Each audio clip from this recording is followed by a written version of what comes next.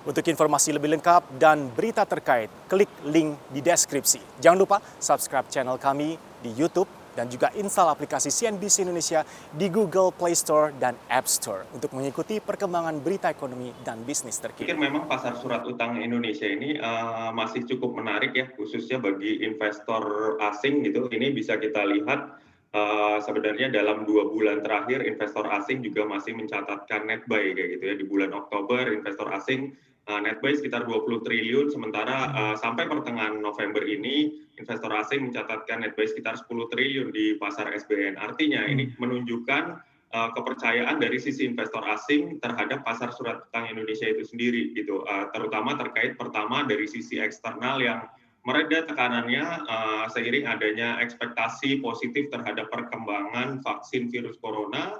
Yang kedua dari sisi domestik juga kemarin ekspektasi pemangkasan suku bunga acuan Bank Indonesia itu memicu penguatan pasar, dan akhirnya setelah Bank Indonesia memangkas suku bunga acuannya, ini juga berarti sudah sesuai dengan ekspektasi pasar itu. Oleh karena itu, investor asing terutama juga banyak masuk ke market domestik, pun demikian dengan investor dari dalam negeri sendiri. Kira-kira seperti itu, Mas Erwin. Pak Aryawan, dari pandangan Anda, strategi terbaik apa sih Pak yang bisa kita ambil kalau kita berbicara mengenai headline SBN di tengah era suku bunga rendah? Menurut Anda, seberapa rendah suku bunga rezim Indonesia saat ini bisa masih mensupport perjalanan dari SBN kita? Dan tips berinvestasi SBN di era suku bunga rendah seperti apa Pak?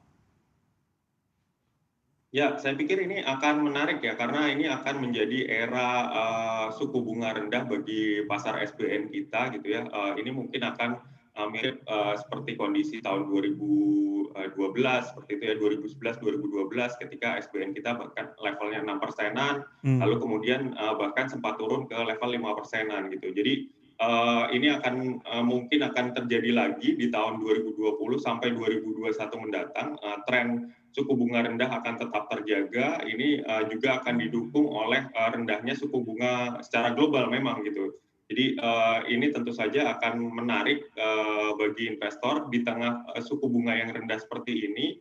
Ini akan cocok bagi investor kalau memang untuk melakukan short term trading gitu ya. Karena kalau kita lihat beberapa waktu terakhir pergerakan yield-nya juga cukup volatile gitu ya, walaupun tidak terlalu signifikan pergerakannya, namun volatilitas itu ada gitu ya. Jadi kami lihat short term trading itu akan menjadi pilihan yang menarik, apalagi ini akan menarik untuk yang surat utang tenor-tenor panjang, karena tenor panjang itu durasinya tinggi, berarti juga volatilitas dari sisi harganya juga akan lebih besar ya. Artinya kalau terjadi penurunan yield, potensial gain dari harga obligasinya itu akan lebih besar ketimbang yang tenor pendek, sehingga kami masih melihat bahwa strategi trading jangka pendek khususnya untuk sun yang tenor panjang itu akan jadi pilihan yang menarik bagi investor.